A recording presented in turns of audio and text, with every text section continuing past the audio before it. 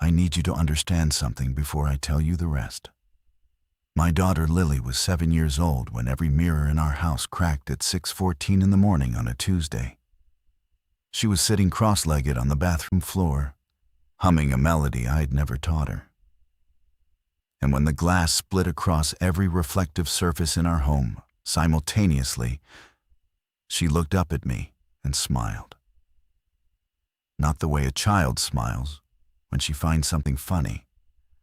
Not the way she smiled when I surprised her with the puppy she named Bones 2 Christmases ago. This was something else.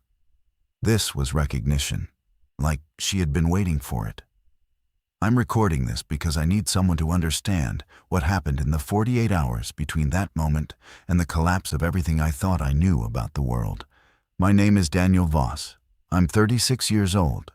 I was a structural engineer for the city of Ashford in Pennsylvania. Population 41,000. I say was because Ashford doesn't exist anymore. Not in any way that matters. That Tuesday morning started the way every morning started. My alarm went off at 5:45. I put coffee on. I checked my phone for work emails. My wife Claire was already in the shower. Lily was supposed to be asleep. The house was a 3-bedroom colonial on Wicker Lane, built in 1987, which I had personally inspected before purchasing 4 years ago. I knew every load-bearing wall, every foundation crack, every place where the joists creaked in winter. I understood that house in a way I understood very few things. It was solid. It was predictable. It was mine. The first crack came from the hallway mirror, a sound like a knuckle rapping on ice. I set my coffee down and walked toward the noise. And before I reached the hallway, the bathroom mirror answered. Then the one above Claire's vanity. Then the decorative oval in the living room that her mother had given us as a wedding gift. Then the mirrored panel on the medicine cabinet. Then the sliding closet doors in our bedroom. The ones with the full-length mirrors we had installed so Claire could check her outfits before work. Every single one, simultaneously. Cracks spidering outward from center points like frozen lightning. Claire screamed from the shower. I heard the sound of her slipping, catching herself, turning off the water. I was standing in the hallway staring at a reflection of my face split into 13 separate fragments when I heard humming from behind the bathroom door. I opened it and found Lily sitting on the tile floor in her pajamas, the ones with the little astronauts.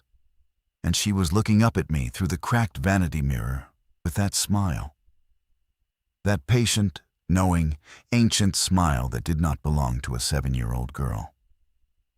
"It's starting, Daddy," she said. I grabbed her, picked her up, carried her downstairs.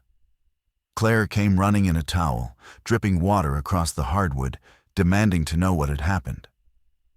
I told her I didn't know. I told her it must have been a pressure shift, maybe a minor seismic event, something structural.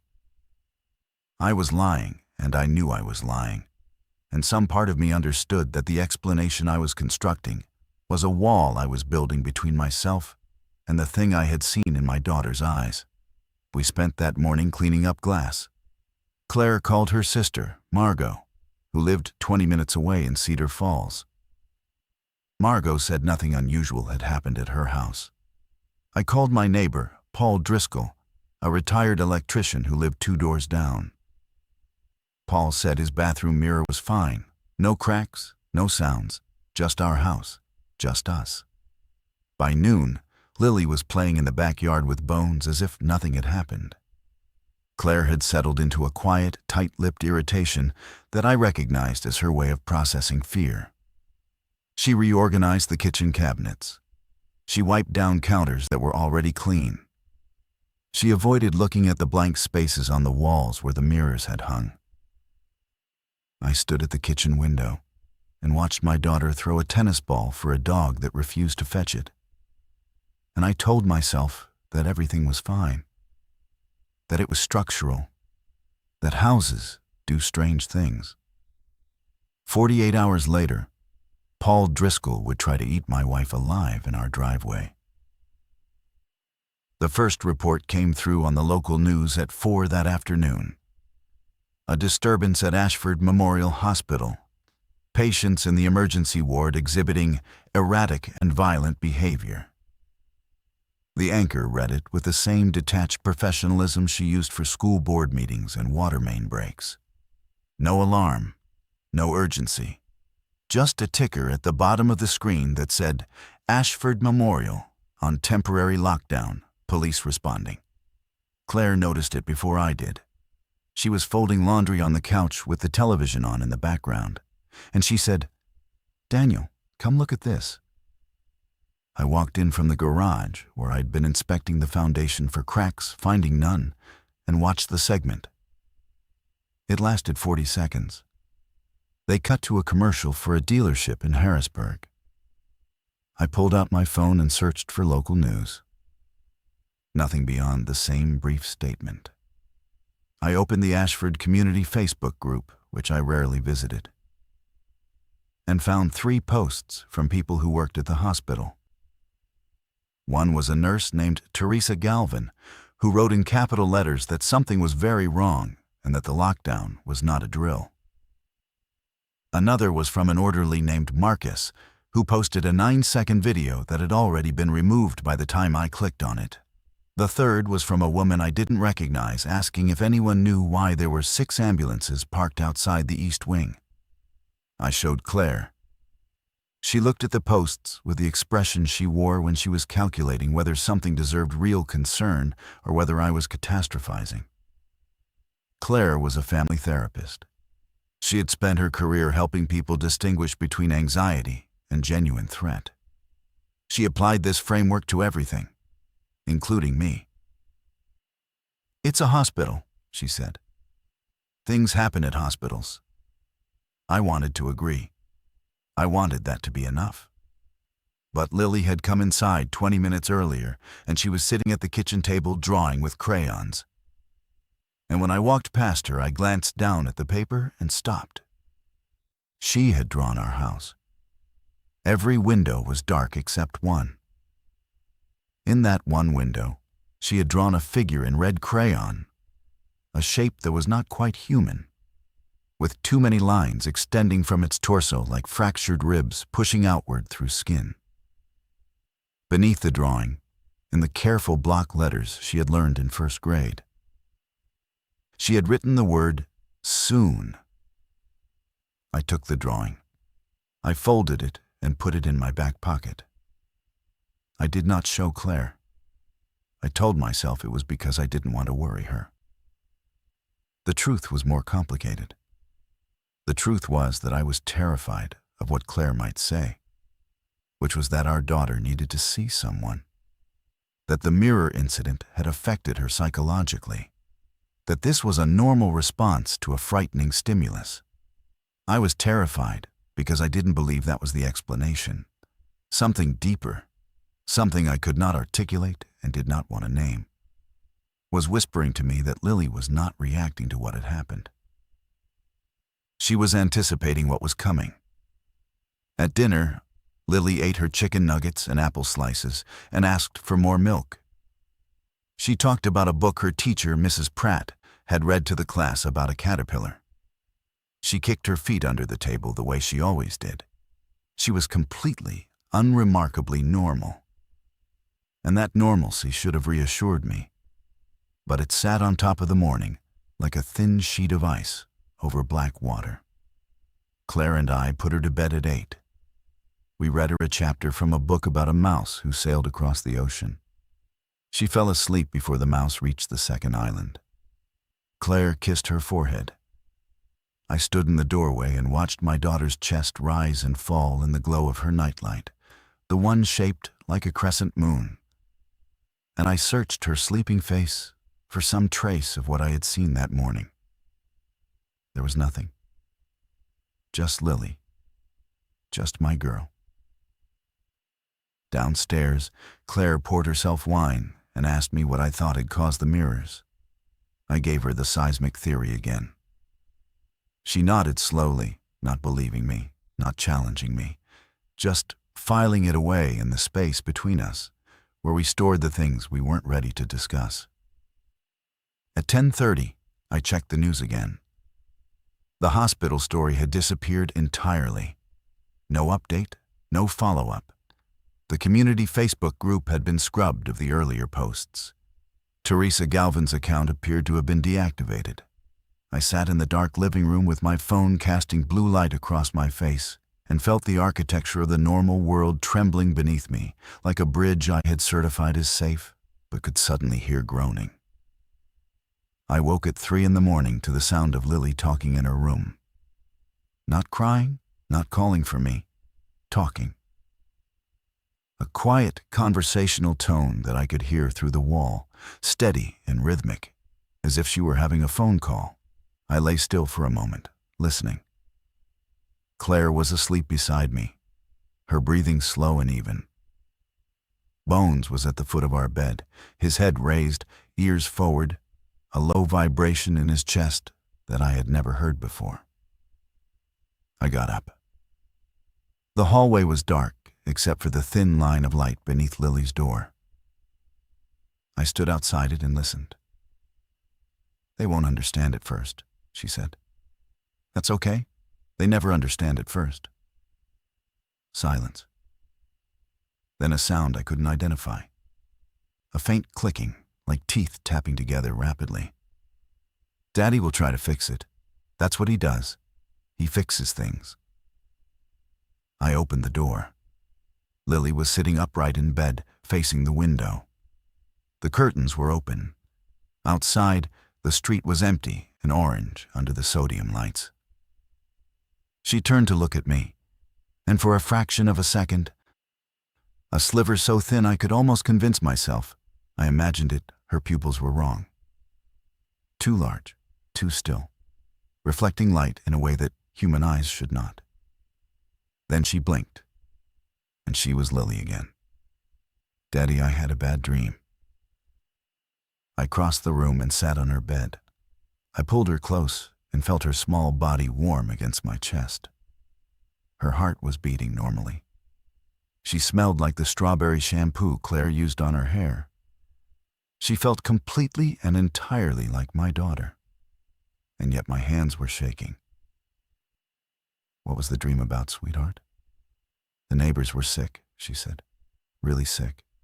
And they came to our door." "That's just a dream, Lil. Nobody's sick." She was quiet for a moment, then said, "Not yet." I stayed with her until she fell asleep again. I closed her curtains. I checked the window lock. I picked up her stuffed rabbit from the floor and tucked it beside her. Then I went downstairs and did something I cannot fully explain. I opened the garage and began pulling supplies. Flashlights, the battery-powered radio Claire's father had given us, bottled water from the case we kept for emergencies, canned food from the pantry. I carried it all down to the basement and arranged it on the shelving unit beside my workbench. I was not thinking rationally. I was thinking structurally. If the foundation holds, the building stands. If you prepare the base, the surface can take the impact. At 5 a.m, I went back to bed. Claire stirred and mumbled something about closing the window. I lay beside her and stared at the ceiling and listened to the house settle around me, every creak and groan magnified by the silence, into something that sounded like breathing. When my alarm went off at 5:45, I had not slept. The morning light came through our bedroom window the same as always, pale and clean and ordinary. And the garbage truck made its usual racket at the end of the block, and the neighbor's sprinkler hissed against the siding the way it did every morning. The world was still the world. It had not ended in the night.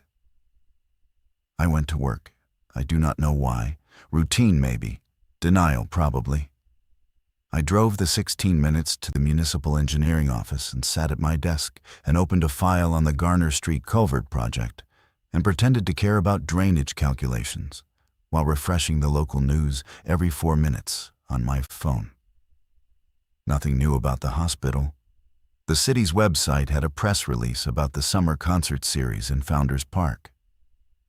The world was performing normalcy with a kind of commitment that only looks suspicious in retrospect. At 11:15, my phone rang. It was Claire. "Daniel, come home. Something is wrong with Lily." I drove home in 9 minutes. I ran 2 red lights. When I pulled into the driveway, Claire was standing on the porch holding Lily's hand, and our daughter was pointing at the Driscoll's house across the street. And all 4 of Paul Driscoll's front windows were shattered outward from the inside. And something dark was smeared across the white siding beneath the frames. Claire's face had the particular stillness that I had learned over 10 years of marriage, meant she was one conversation away from shattering. She was gripping Lily's hand tightly enough that our daughter's fingers were white, but Lily didn't seem to notice. Lily was staring at the Driscoll house with the calm, focused attention of someone watching a nature documentary, not frightened, studying. "I called 911, Claire said. "They put me on hold for 12 minutes. Then the line went dead." I looked at the Driscoll house. Paul and his wife Janet had lived there since before we moved in. Paul was 63, a steady man who kept his lawn trimmed and his gutters clean, and who brought us tomatoes from his garden every August. Janet made quilts for the Methodist Church fundraiser. They were the kind of neighbors you forgot to appreciate, because their decency was so consistent it became invisible. The front door was open about 6 inches. The dark smear on the siding was a reddish brown that caught the late morning light and looked almost decorative from a distance, like a poorly executed abstract painting. But I knew what it was. The understanding landed in my stomach with the finality of a diagnosis. "Stay here," I told Claire. "Take Lily inside. Daniel, don't. Stay here." I crossed the street. Every step felt like walking onto a bridge I wasn't sure could hold my weight. The smell reached me before I reached the porch, something metallic and warm and wrong, a biological urgency that bypassed language and spoke directly to the part of my brain that had kept my ancestors alive in a world of predators. My body wanted to turn around. My legs carried me forward because stopping would have meant accepting what the smell was telling me. I pushed the door open with the back of my hand. The foyer was wrecked. The side table where Janet kept a bowl of ceramic apples was overturned. The hardwood floor was streaked with the same dark substance from outside, tracking in uneven patterns toward the kitchen. A framed cross-stitch that said, "Bless this home," hung crookedly on the wall, its glass unbroken, which struck me as absurd and significant at the same time. "Paul?" My voice came out smaller than I intended. "Janet?" A sound from the kitchen, a wet, repetitive motion, like someone pressing their hand into a soaked towel over and over. I walked toward it because the alternative was to walk away. And I was not yet the person who walks away. That would come later. Paul Driscoll was in the kitchen. He was standing at the counter facing the window, his back to me, and he was pressing his forehead against the cabinet above the sink with a slow, rhythmic persistence that had already split the skin above his eyebrow. Blood ran down the side of his face and dripped from his jaw onto the counter, where it pooled against the backsplash in a spreading crimson lake. His hands hung at his sides. His fingers were opening and closing in a pattern that was almost musical, like he was playing a piano only he could see. "Paul." He stopped moving. The silence that followed was the loudest thing I had ever heard. Then he turned around, and I understood in a single, irreversible instant that the man I was looking at was not Paul Driscoll. The architecture was the same. The khaki pants and blue polo shirt, the reading glasses hanging from the chain around his neck, the silver wedding band. But the eyes were vacant in a way that went beyond illness, beyond confusion, beyond any psychological framework I could construct. They were windows into a house where no one lived anymore. His mouth opened, not to speak. The jaw extended further than anatomy should allow, and from the depths of his throat came a sound like air escaping a tire in slow motion, a hiss that carried frequencies I felt in my teeth. I backed out of that kitchen faster than I have ever moved. I hit the front door with my shoulder and crossed the lawn in 5 steps, and was in my own driveway before I registered that Claire was screaming my name from the porch, and Lily was standing beside her saying, in a voice as calm as still water, "I told you they were sick, Daddy." I called 911. Hold for 22 minutes. Then a recording saying all circuits were busy. I called the police non-emergency line. Same result. I called Claire's sister Margot. Voicemail. I called my office. Nobody answered. I locked every door and window in our house within 10 minutes. Deadbolts, chain latches. I wedged a chair under the front door handle, a gesture that felt both necessary and pathetically insufficient. Claire was sitting on the couch holding Lily on her lap, and Lily was drawing again. And I had to make a deliberate decision not to look at what she was putting on paper. "We need to talk about what you saw," Claire said. "Paul is sick." "Sick how?" I described it as carefully as I could. The movement, the eyes, the sound. I did not tell her about the jaw. I did not tell her that what I had seen in that kitchen was not illness. I was still protecting her from the truth, or maybe protecting myself from saying it out loud. Because words make things real in a way that seeing them does not. Claire fell back on her training. She suggested Paul might have had a stroke, a psychotic episode, a reaction to medication. She built theories the way I built load calculations, systematically, each one supporting the next, constructing an explanation that could bear the weight of what we'd witnessed. I let her talk because the sound of her voice organizing chaos was the only thing keeping me from descending into the screaming panic that was building behind my ribs. At 2 that afternoon, I turned on the television. Every local channel was running the same feed. A press conference from the governor's office in Harrisburg. A woman in a gray suit standing at a podium with the state seal behind her, reading from prepared remarks with the rigid composure of someone who has been told to project calm at all costs. She used the word containment 4 times. She used the phrase isolated incidents 3 times. She said the National Guard had been activated as a precautionary measure for several municipalities in the central part of the state. She asked citizens to remain in their homes. She said that the situation was under control, with the particular emphasis that guaranteed the opposite was true. Lily looked up from her drawing. "She's lying," she said. Claire stiffened. "Lily, that's not nice." "It's true, though. She knows it's everywhere already." I took the remote and turned off the television.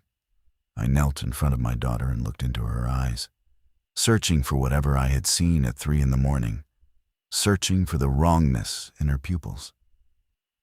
There was nothing. Brown eyes, clear, young, the face of a child who trusted me to keep her safe. "Lily, honey, how do you know about any of this?" She tilted her head. "I can feel them, Daddy. Like when you know it's going to rain before the clouds come." "Feel who?" "The sick people. They're very loud inside. Like a radio you can't turn off." Claire pulled Lily closer.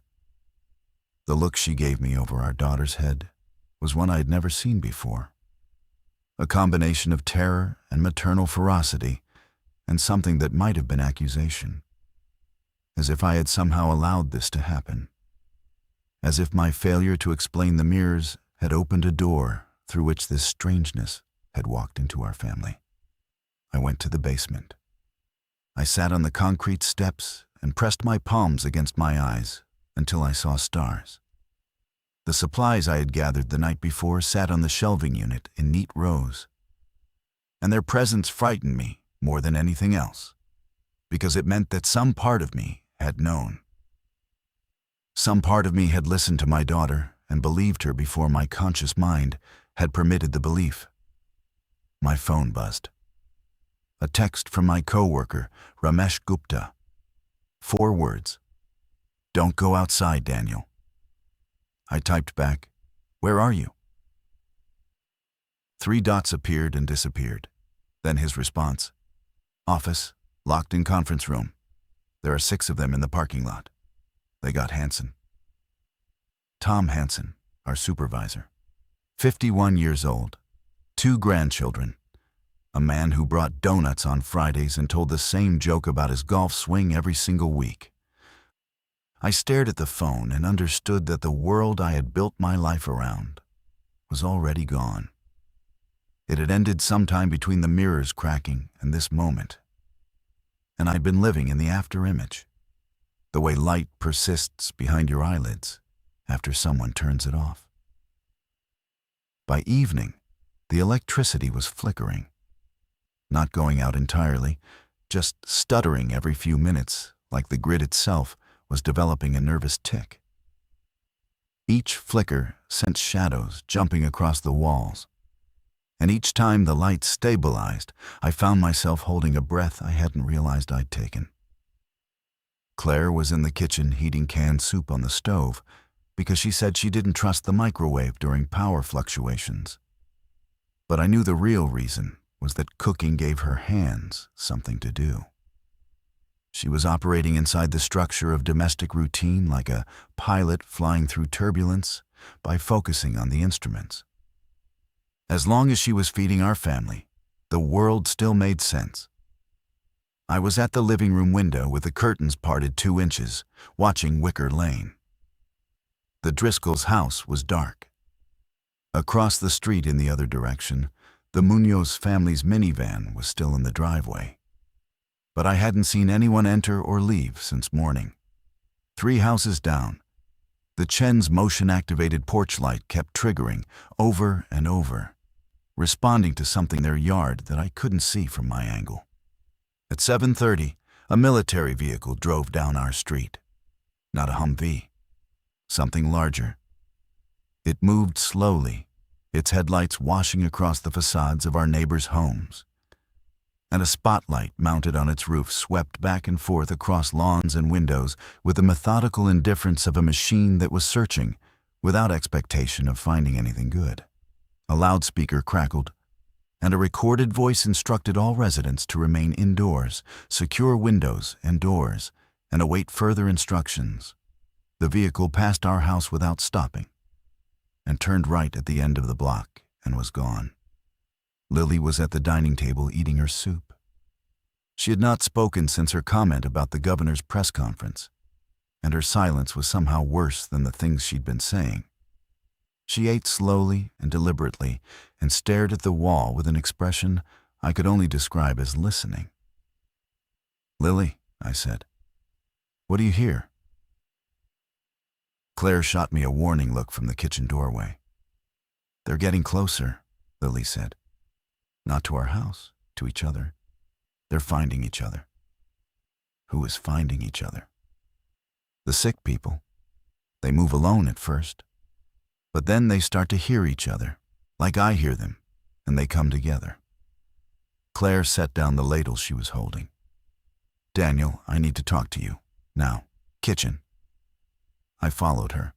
She closed the swinging door and turned to me with her arms crossed and her jaws set and her eyes bright with the particular fury that surfaces when fear has no other outlet. She needs a doctor. Whatever is happening to her, she needs a professional evaluation. "Claire, there are no doctors right now. You saw the news." Then we drive. We take her to Harrisburg. We take her to Philadelphia. We take her somewhere with functioning infrastructure and people who can tell us why our 7-year-old daughter is behaving like she's channeling some kind of signal. Her voice cracked on the last word. I watched her rebuild her composure in real time, brick by brick. Therapist's framework snapping back into place over the raw human terror underneath. "We can't drive," I said. "We don't know what's on the roads. We can't stay here and pretend this is normal." "I'm not pretending anything. I'm trying to keep us alive." That sentence changed something between us. The word alive acknowledged a reality that all of our previous conversations had been carefully constructed to avoid. We were not dealing with a disruption. We were not managing an inconvenience. We were in a survival situation. And the moment I said it, the contract of normalcy that had held our household together dissolved like sugar in water. Claire sat down on the kitchen floor, not dramatically, not collapsing, just lowering herself to the tile and sitting there with her back against the cabinet and her knees drawn up. And she breathed very carefully for a long time, while I stood above her and understood for the first time that I could not fix this the way I fixed buildings. There was no structural solution, no load redistribution, no reinforcement that would hold. "Okay," she said finally. "Okay, what do we do?" Wednesday morning arrived with no sunrise. A thick, oppressive overcast had moved in overnight, sealing the sky into a uniform gray that pressed down on Ashford like a lid being placed on a pot. The electricity had died completely at 4:17 a.m. I knew the exact time because I had been sitting in the living room watching the digital clock on the cable box, using its green glow as a kind of heartbeat monitor for civilization. When it went dark, I felt the death in my chest. No power meant no information. The battery-powered radio from the basement pulled in 2 stations. One was broadcasting the emergency alert system tone on a loop with no accompanying message. The other was a talk station out of Scranton, where a host I didn't recognize was speaking in a voice stretched thin by exhaustion and disbelief. He said the outbreak had been confirmed in 14 states. He said the CDC was calling it a rapid onset neurological syndrome that destroyed higher brain function and replaced it with predatory motor behavior. He said the governor of Pennsylvania had declared a state of emergency. He said the estimated infection rate in urban centers was doubling every 6 hours. He said, and his voice broke when he said it, that his producer had not come in that morning, and he was broadcasting alone from a locked studio. And he could see 3 people in the parking lot below who were not moving the way people should move. I turned the radio down so Lily wouldn't hear. She was upstairs with Claire, brushing her teeth with bottled water. The normalcy of the routine felt both essential and deranged, like arranging furniture on the deck of a sinking ship because the feng shui still mattered. At 8, someone knocked on our front door, not the pounding of something mindless. A deliberate human knock, 3 times, evenly spaced. I looked through the peephole. It was Sonia Munoz from across the street. She was 44, a middle school art teacher, widowed 2 years ago when her husband Alejandro had died of pancreatic cancer. She was standing on my porch in a fleece jacket with a backpack over one shoulder and a kitchen knife in her right hand, held with the blade pointed down in the grip of someone who had been thinking about how to hold a knife. I opened the door. She stepped inside quickly, and I locked it behind her. "Janet Driscoll is in my backyard," she said. Her voice was steady, but her hands were not. The knife trembled in her grip, and she noticed it and switched it to her other hand, as if the trembling were a deficiency she could redistribute. She came through the fence gate around 6 this morning. She's standing next to my garden shed, and she hasn't moved since. She's just standing there. I watched her from the upstairs window for 2 hours before I decided to come here. "Is she?" She's like the ones on the news. She's not Janet anymore. Sonia looked around my living room with the quick, evaluative gaze of someone cataloging resources. She saw the boarded windows I had nailed plywood over the ground floor glass during the night using lumber from the garage, and nodded in a way that told me she had been thinking about doing the same thing. "Who else is in the house?" she asked. "Claire and Lily." "That's it? 4 of us?" "3 adults and a child." "Yes." She set her backpack on the floor and sat on the arm of the couch and looked at me with an expression that I can only describe as the face of someone who has already processed the grief and arrived at the cold, clear place on the other side. "I've been watching from my windows since yesterday," she said. "The Chens left in their car around midnight. The Petersons' house has been dark since yesterday afternoon, and there's a broken window on the 2nd floor. I saw 2 figures walking down the center of the street at about 4 this morning. They weren't walking right. Their gait was wrong, like their joints were bending in directions that joints don't bend." She paused. "I'm a widow, Daniel. I've already survived the worst thing I thought could happen to me. I'm not going to die in my house alone because I was too polite to ask for help." Claire came downstairs with Lily. The 2 women looked at each other, and something passed between them that did not require language. An acknowledgement of shared circumstance that was deeper and more immediate than anything words could construct. Sonia knelt down and looked at Lily. "Hey, sweetheart. I'm Mrs. Munoz from across the street." Lily studied her face with that unsettling attention. "You should have come earlier. The ones outside are learning to work together now." By noon on Wednesday, we had established a system. Sonia and I took alternating shifts at the upstairs windows, maintaining a 360-degree watch on the surrounding properties. Claire organized our food and water into a rationing schedule that she wrote out in precise detail on a yellow legal pad, allocating calories with the mathematical detachment she used when budgeting for the household. Lily sat in the hallway between the bedrooms with Bones beside her back against the wall, her eyes closed, and told us things. She told us there were 11 infected within a 4-block radius of our house. She told us that most of them were indoors, trapped in houses where they had turned, wandering rooms they no longer recognized, bumping against furniture and walls like moths against a lamp. She told us that the 3 who were outside were converging on the south end of our street, near the cul-de-sac where the Garcias lived. I wanted to disbelieve her. Every rational instinct I possessed was screaming that a 7-year-old child could not possibly know these things, that what I was witnessing was a trauma response, a psychological break manifesting as apparent clairvoyance. But I had watched her predict the hospital lockdown. I had watched her draw a picture of infection before the first confirmed case reached our street.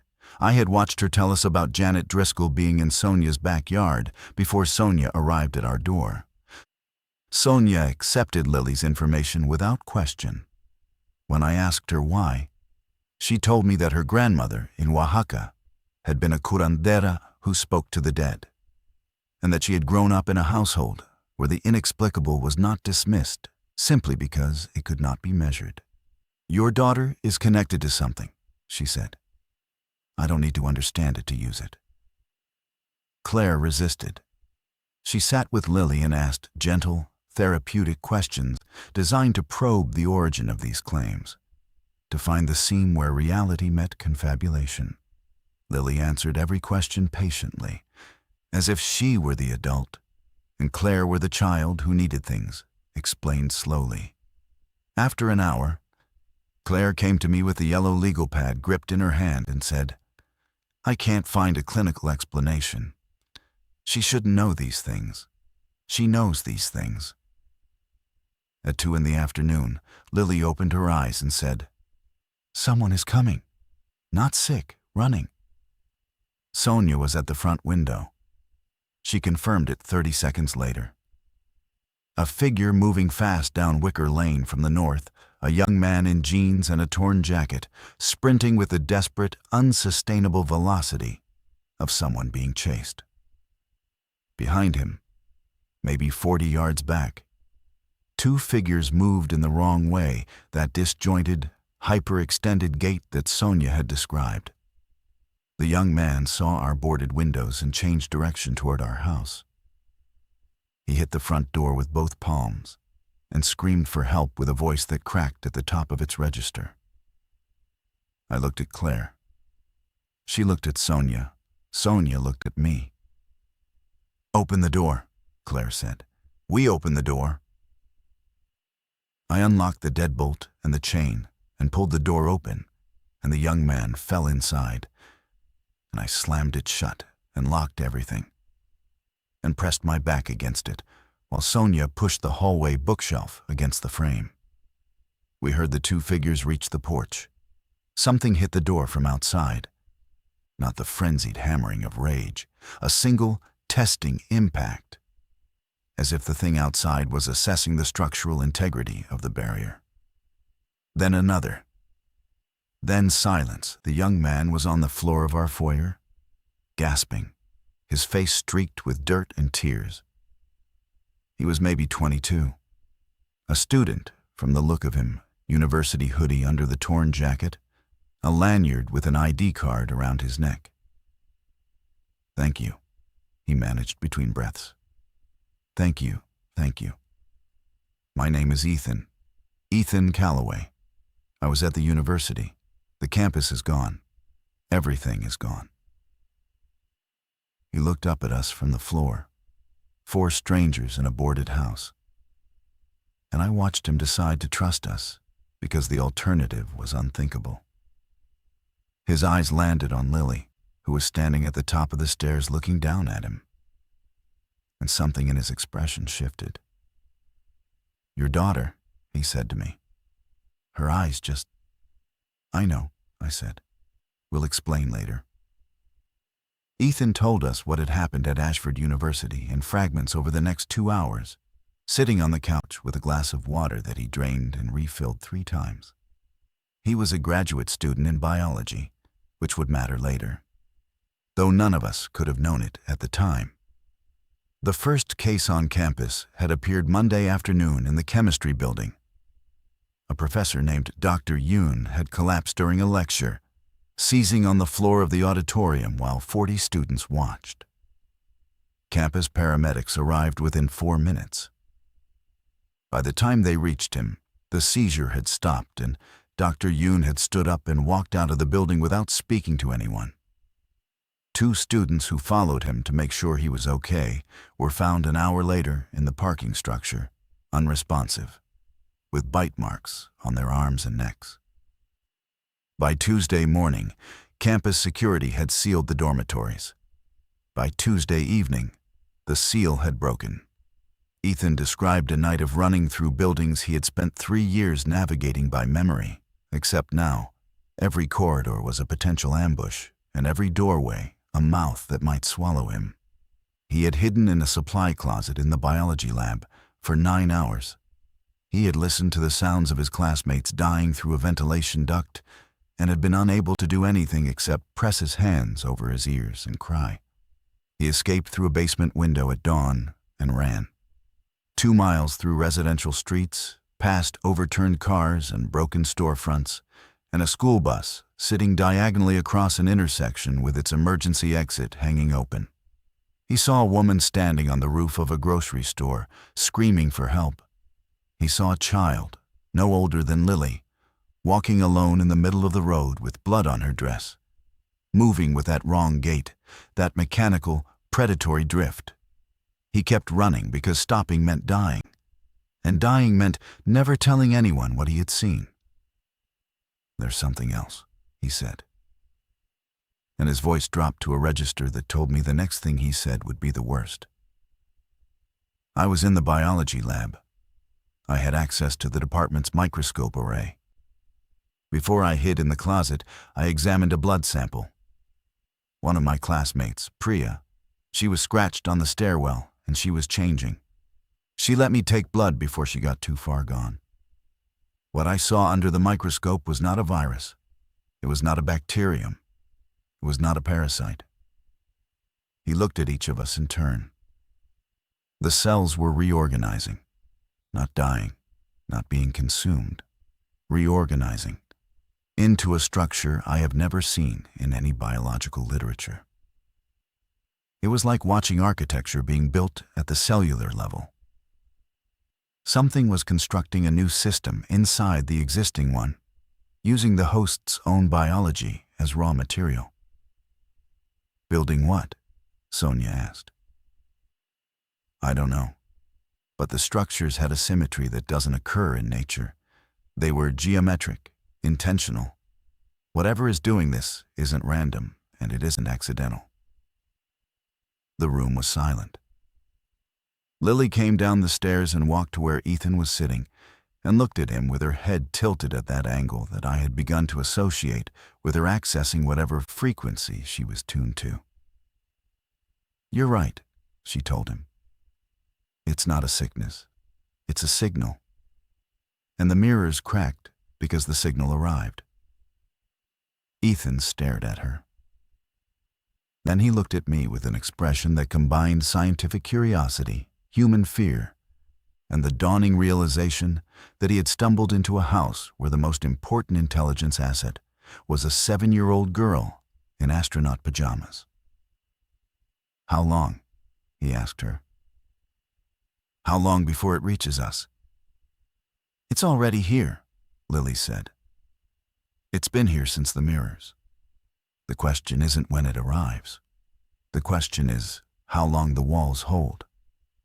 As if to punctuate her words, something struck the plywood over the kitchen window with a force that shook the frame. Then again. Then a third impact from a different window. I ran to the stairwell and looked out through the second-floor bathroom window and saw 5 figures standing in our yard in the gray afternoon light. Their heads tilted upward at identical angles, their mouths open, their bodies swaying in a synchronized rhythm that looked like the world's most terrible choir waiting for a conductor to give them the downbeat. We lasted 22 hours in the house. I want that understood. We did not panic. We did not make irrational decisions born of terror. We held our position for 22 hours behind boarded windows and barricaded doors while the number of infected in our yard grew from 5 to 9 to 14, and we maintained discipline and rationed food and rotated watch shifts and treated each other with the grim, careful courtesy of people who understand that social cohesion is a survival resource. The break came Thursday morning. Claire was on watch at the upstairs window, and she called down in a voice that was trying very hard to be calm. Daniel, the fence is down. I went up. The wooden fence between our backyard and the Munoz property had been pushed inward, not broken, but systematically dismantled. 3 infected were walking through the gap with that patient, architectural precision that Ethan's microscope findings had foreshadowed. They were not rushing. They were positioning themselves. One moved to the back door, one to the basement window. One stood in the center of the yard and tilted its head upward and opened its mouth, and produced a sound that I can only describe as a frequency, not a scream, not a moan, but a sustained tone that vibrated in my fillings and made bones howl from the hallway below. They're coordinating, Ethan said from behind me. He had been watching from the adjacent window, his biologist's mind processing what his human heart could not accept. That's tactical behavior. They're surrounding us. They're not supposed to be smart, Claire said. The news said they lose all higher function. The news said a lot of things, Sonia replied from the stairwell, her kitchen knife replaced now by a claw hammer she had taken from my garage. The news also said it was contained. Lily was sitting on the landing between floors, her knees drawn up, her arms wrapped around Bones. She had been quiet since early morning, and the quality of her silence had changed. The calm, eerie assurance of the previous days had been replaced by something that looked, to my desperate parental eye, like effort. Like she was struggling to maintain a frequency she had been receiving effortlessly before. "They know about me," she said. "They can feel me the way I can feel them. That's why they're here. Not because of the house, because of me." The sentence hit the room like a physical force. Claire made a sound that was not a word. Sonia gripped the hammer tighter. Ethan looked at me, and in his eyes I saw the calculation forming the biological assessment, the triage logic, the terrible mathematics of survival that evaluates each member of a group by their contribution to collective endurance. "Don't," I said to him. "Don't even think it." "I wasn't." "You were. I saw it. She is my daughter, and she is not a variable in an equation. We protect her, and we protect each other. And if you cannot commit to that, then you can walk out the front door right now." Ethan held my gaze for a long moment. Then he nodded, and whatever had been forming behind his eyes dissolved, replaced by something that might have been shame. "We need to leave," Sonia said. "This house is a box, and they're closing the lid. If we wait, we die here." She was right. I knew she was right. The structural assessment was clear. Our defensive position was degrading, and our resources were finite, and the offensive capability surrounding us was growing and coordinating. In engineering terms, we had exceeded the load capacity of our shelter. The building was going to fail. "My car is in the garage," I said. "Attached garage, interior door. We load in, I open the garage door, and we drive." "Drive where?" Claire asked. "East, away from the university, toward Cedar Falls, toward Margot." Claire's face shifted at her sister's name. Something human and warm surfacing through the survival calculus. A reminder that there were still people in the world we loved and were loved by. We packed in 12 minutes, essentials only. Water, food, the radio, flashlights, blankets. Claire grabbed the family photo album from the living room shelf, and I did not tell her to leave it because some things are worth the wait, even when wait might kill you. Sonia took her backpack and her hammer. Ethan carried the water jugs. I carried Lily. She wrapped her arms around my neck and pressed her face against my shoulder and whispered, "Drive fast, Daddy. They already know we're leaving." The garage door opened with a mechanical groan that sounded like the house screaming. I had Lily in the back seat with Claire. Sonia was in the passenger seat with a hammer across her lap. Ethan was crammed into the cargo area of our SUV behind the back seats, surrounded by supply bags. Bones was on the floor at Lily's feet, pressed flat against the carpet, trembling. I hit the accelerator before the door finished rising, and the undercarriage scraped the bottom of the frame as we shot out of the garage. 3 infected were in the driveway. I struck one with the front bumper and felt the impact translate through the steering column into my hands. It was not like hitting a deer or a traffic cone or anything else I had a reference for. It was soft and hard simultaneously, the physics of a human body being displaced by 2 tons of moving metal. And the sound it made was something I will be trying to forget for the rest of my life. I turned left on Wicker Lane and accelerated. The street that I had driven 1,000 times, that I had walked with Lily to the park, that I had jogged on weekend mornings while Claire waved from the porch with her coffee, was unrecognizable. Cars sat at wrong angles in driveways and across lawns. Garbage cans were overturned. Their contents spread across the road like confetti from the world's worst parade. The Garcia's house at the end of the cul-de-sac had burned. Only the frame remained, blackened and skeletal against the gray sky, smoke still rising from somewhere inside. I made the turn onto Maple Avenue and immediately slammed the brakes. A barricade. Not military. Civilian. Someone had dragged couches and bookshelves and a dining table across the road, creating a wall of furniture that blocked both lanes. Behind the barricade, I could see a man standing with a hunting rifle, and beside him a woman with a shotgun, and they were both pointing their weapons at my windshield. I put both hands on the steering wheel where they could see them. "Keep driving," the man shouted. "This street is sealed. Turn around." "We have a child," I called through the cracked window. "We're trying to get east." "Not through here.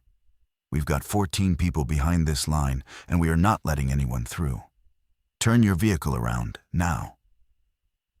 Sonia leaned across me. "We're not infected. Look at us. We're a family." The woman with the shotgun shifted her aim to Sonia. "Everyone looks normal at first.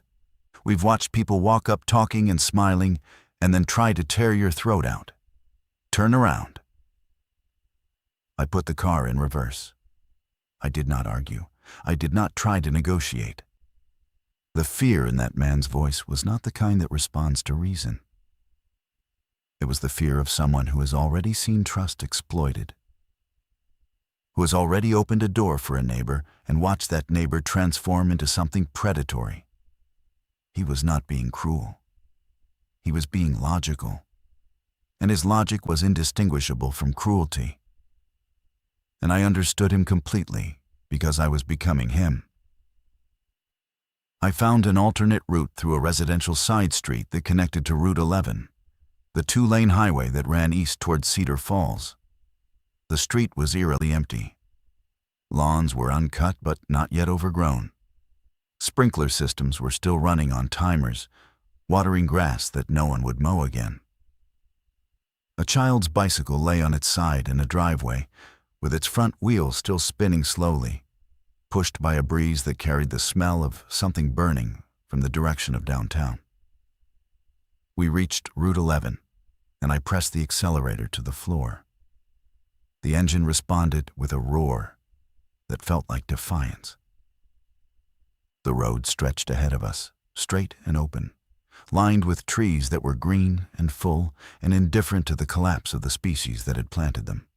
For 3 minutes, we drove at 80 miles per hour through a landscape that looked exactly like the world we had lost. And I allowed myself to believe that distance was a solution, that enough road between us and Ashford could undo what had happened. Then Lily said, "Stop the car." "We can't stop, sweetheart." "Daddy, stop the car now." Something in her voice made me obey. I braked hard, and the SUV slid to a stop in the middle of the highway. Ahead of us, maybe 200 yards, the road curved through a stand of oaks. Everything looked normal. Pavement, trees. A road sign indicating Cedar Falls was 12 miles ahead. "They're waiting around the curve," Lily said. "Lots of them, more than I've felt before. They knew we would come this way." I turned the car around and drove back toward Ashford. There was no discussion, no debate. Lily's information had proven reliable beyond statistical coincidence, and every adult in that vehicle had silently accepted that our 7-year-old navigator was the most accurate intelligence source available to us. Sonia suggested the old paper mill on the north side of town. It had been closed for 8 years, abandoned since the company moved its operations to Virginia. She knew the building because she had taken her art students there on a field trip to sketch industrial architecture before the property was fully condemned. She said it was 3 stories, concrete and steel, with loading dock doors that could be secured and upper floors with sight lines in every direction. I drove north through streets that were becoming progressively more dangerous. We passed a supermarket with its plate glass windows smashed inward, and a dozen shopping carts scattered across the parking lot like metallic tumbleweeds. We passed a fire station with its bay doors open and the engine still inside, untouched. waiting for crews who would never return. We passed a city bus sitting at an angle across an intersection with its door open and something dark smeared across the steps, and I drove around it without slowing down. The paper mill appeared ahead, a rectangular brutalist structure that sat on a rise overlooking a creek bed. Its walls were gray concrete stained with rust from exposed rebar.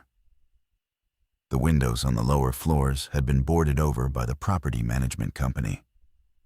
The parking lot was empty, except for a rusted dumpster and a sedan with flat tires that had been there long enough for weeds to grow through the wheel wells. I pulled around to the loading dock on the north side. 3 bay doors, all down. A personnel entrance with a steel door that stood slightly ajar, its lock broken, likely by vandals or urban explorers who had lost interest in the building long before the world ended. We entered quickly. Ethan first, then Sonia with her hammer raised, then Claire with Lily, then me bringing up the rear with a tire iron from the car. The interior was vast and dim, a cathedral of industrial abandonment. Conveyor systems rusted into sculptural shapes. Concrete pillars rising to a ceiling webbed with old conduit and dusted with pigeon droppings. The air smelled of old paper and mildew and the particular mineral coldness of buildings that had been empty long enough to develop their own climate. We secured the steel door with a chain Sonia found in a maintenance closet.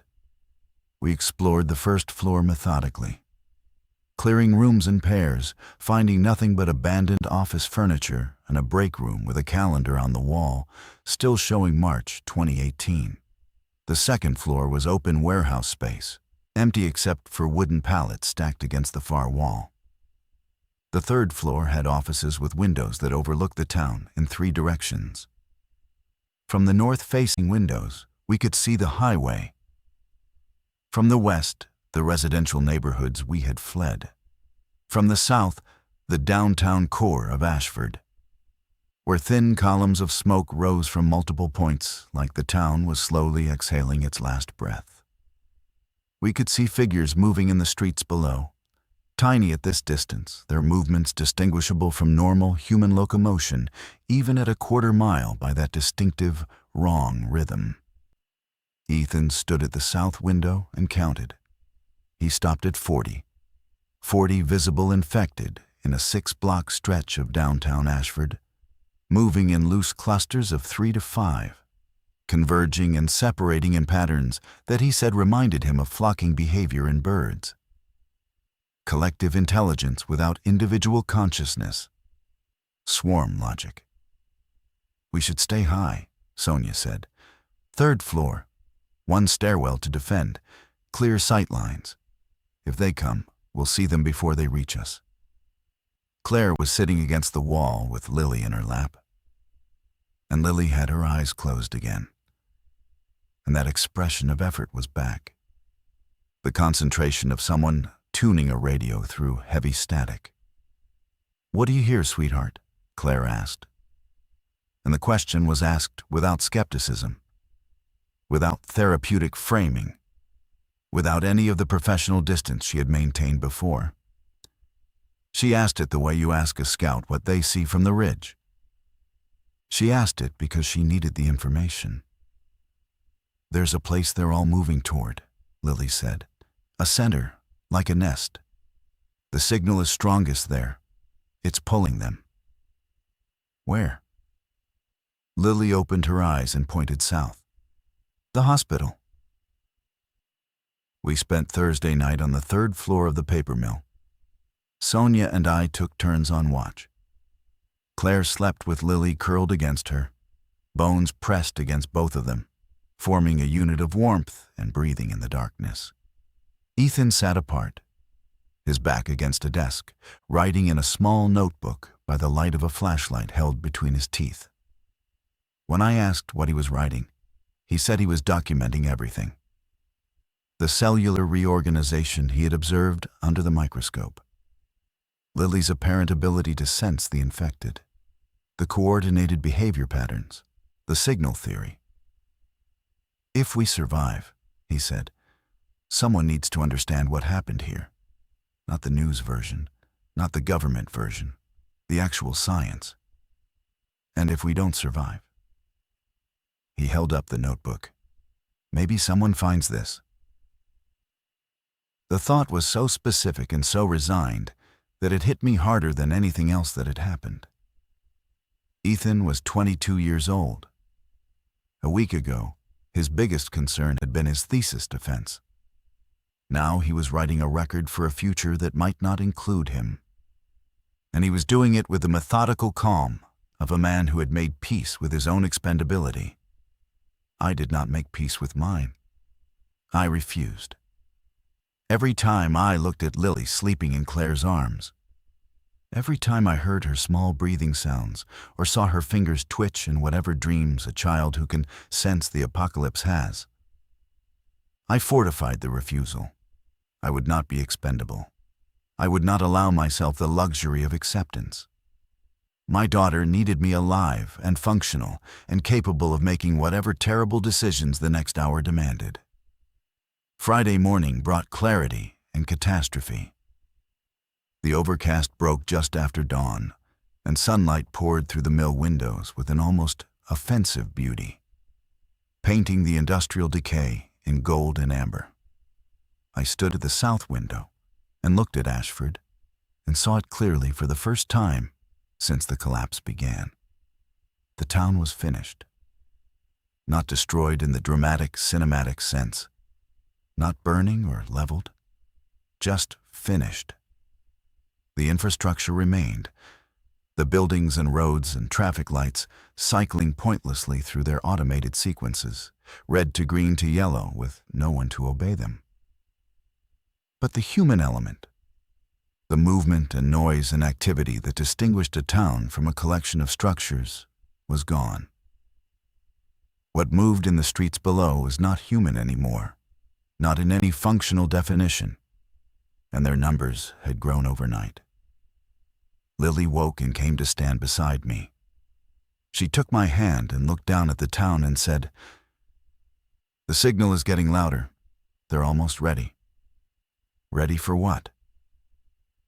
She was quiet for a long time. When she spoke, her voice carried a weight that no child's voice should carry. To open the door all the way. The mirrors cracking was the knock. What's coming next is the door opening. The sick people aren't the sickness, Daddy. They're the welcome mat. I knelt beside her and held both her hands. Lily, how do you know all of this? Please help me understand. She looked at me with those brown eyes that were my eyes, that were Claire's eyes, that were some combination of genetics and mystery that had produced this small person who fit perfectly into the crook of my arm when I carried her upstairs. I don't know how I know, she said.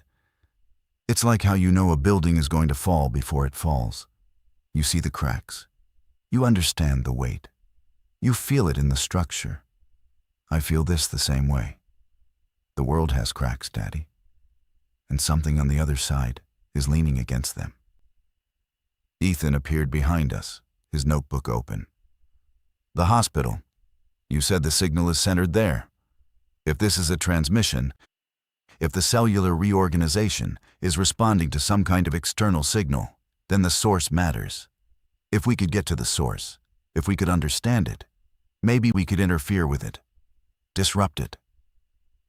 You want to go toward the infected, Sonia said flatly. I want to go toward the answer. The silence that followed was the kind where 5 people realize simultaneously that a decision has arrived that will define everything that comes after. I looked at Claire. She looked at Lily. Lily looked at Ethan. He's right, Lily said. The hospital is where it starts and where it can end. But we have to go now, before the door opens all the way. We drove toward Ashford Memorial Hospital in silence. The streets were more navigable than I expected. The infected had cleared from the routes leading toward the hospital, drawn inward like iron filings toward a magnet. And their absence from the surrounding streets created corridors of eerie vacancy that I drove through at 40 miles per hour, with my hands trembling on the steering column. The hospital appeared on the rise ahead of us, a 6-story building that had served Ashford for 30 years. Its exterior looked untouched. No broken windows, no structural damage. The emergency department entrance was clear. The parking lot was full cars belonging to staff and patients who had arrived before the lockdown and never left. But no infected were visible. They were all inside. I could feel it without Lily telling me, a pressure in my sinuses, a vibration in the base of my skull, as if proximity to the source was beginning to tune even my limited frequency to whatever was broadcasting from within. I parked 50 yards from the main entrance. We sat in the car and looked at the building, and nobody moved. "Third floor," Lily said. "The old radiology wing. They closed it for renovations last year. The signal is coming from there." "How many inside?" Sonia asked. Lily closed her eyes. The effort was visible in the tightening of her jaw, the white of her knuckles as she gripped Claire's hand. When she opened her eyes, they were wet. "Hundreds," she said. "But they're not hunting. They're waiting. They're all standing still, facing the same direction, like they're listening to something. If we're quiet, they won't react. They don't see individuals anymore. They see the signal. As long as we don't interrupt the signal, they'll treat us like furniture." "And if we do interrupt it?" Ethan asked. Lily did not answer. She didn't need to. We entered through a service door on the east side that Sonia found propped open with a rubber wedge. The interior hallway was dark and smelled of antiseptic. And something underneath the antiseptic that was organic and wrong. Emergency lighting cast red pools at intervals along the floor, creating a path of bloody illumination that stretched ahead of us into the depths of the building. We moved in single file. Me first with the tire iron, Sonia second with her hammer, Claire third, holding Lily's hand. Ethan last, his notebook tucked into his waistband. A fire extinguisher from the hallway wall gripped in both hands. We left Bones in the car with the windows cracked, because Lily said his fear would broadcast and the infected would hear it. The first floor was empty. Gurneys pushed against walls. A nurse's station with a computer screen still glowing with the login prompt. A coffee mug sitting on the counter with the hospital's logo, still half full, a perfect artifact of the last normal moment in this building. We took the stairwell to the 3rd floor. Each flight was a negotiation with terror. Each landing a potential encounter, each door a threshold beyond which anything could be waiting. Lily walked between Claire and me, her small hand in mine, guiding us with whispered directions left here. Stop, wait, now go like a navigator reading a chart that only she could see. The 3rd floor corridor opened before us, and what I saw stopped me so completely that the person behind me collided with my back. They were standing in rows. Hundreds of them, exactly as Lily had described, filling the corridor and the rooms on either side, visible through open doorways, packed shoulder to shoulder, all facing the same direction, all perfectly still, all with their mouths open and their eyes fixed on the end of the hall where the old radiology suite was located. The silence was total. Not the absence of sound, but the presence of something beyond sound. A frequency that I could feel pressing against my eardrums, like water pressure at depth. Lily squeezed my hand. "Walk," she whispered. "Slowly. Don't touch them. Don't speak above a whisper. We are invisible, if we choose to be." We walked through the rows of the standing dead. I passed within inches of faces I recognized. A postal worker named Lou, who had delivered our mail for 6 years. A teenager from the high school who used to bag groceries at the ShopRite. A woman in nursing scrubs with a name tag that said Teresa Galvin, the same nurse who had posted the warning on Facebook that had been scrubbed away. They were warm. I could feel the heat radiating from their bodies. Their chests were rising and falling. They were alive in every biological sense. But what lived inside them was not what had lived there before. The radiology suite door was open. Inside, the old equipment had been pushed against the walls, creating a cleared space in the center of the room. On the floor, arranged in a pattern that Ethan would later describe as impossible geometry, were symbols drawn in something dark that had dried to a brittle sheen. And in the center of the pattern, embedded in the tile floor as if it had grown there, was a structure. It was not large, the size of a basketball, roughly spherical, composed of a material that seemed to shift between organic and mineral depending on the angle. It pulsed with a rhythm that matched the breathing of every infected person in the building. This was the signal. This was the source. This was the thing that had cracked every mirror in my house and made my daughter smile. Lily released my hand. She walked toward the structure with the certainty of someone approaching something she had always known was there. She knelt beside it and placed both palms on its surface. The building shuddered. Every infected person in the corridor exhaled simultaneously, a sound like a vast, collective sigh. Lily's eyes went wide, then wider. Her pupils dilated to fill her irises entirely. And for one horrifying moment, she was not my daughter. She was a conduit, a relay station, a vessel through which something vast and incomprehensible was attempting to pour itself into the world. Claire screamed and lunged forward. I caught her, held her, felt her fighting me with everything she had, while our daughter communed with something from the other side of a door that should never have been opened. Then Lily closed her eyes. Her lips moved, forming words I could not hear. Her hands pressed harder against the surface. The pulse quickened, stuttered, and then, like a heartbeat encountering its own echo and losing rhythm, it fractured.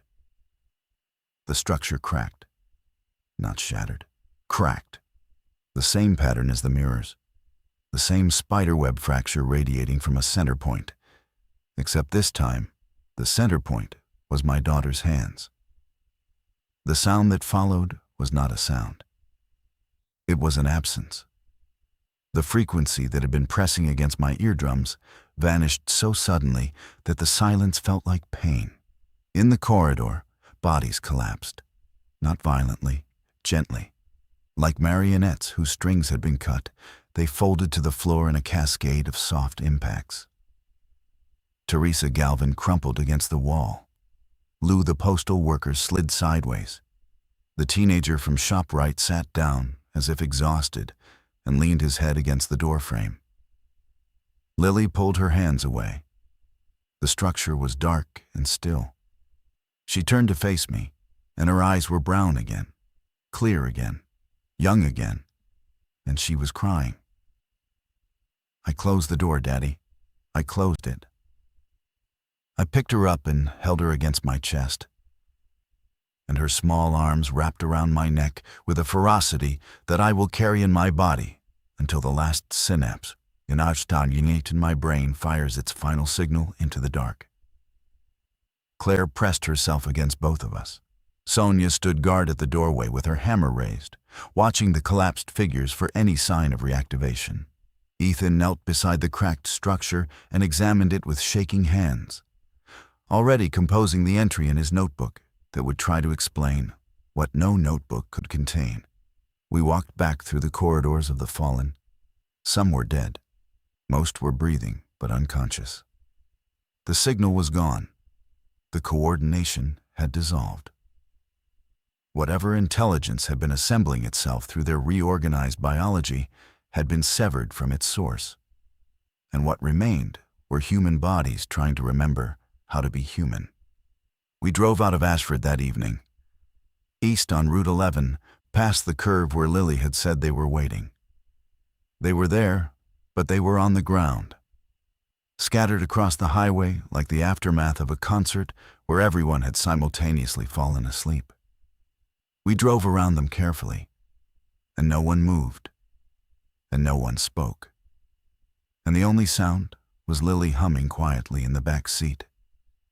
A melody I had never taught her, the same one she had been humming when the mirrors cracked.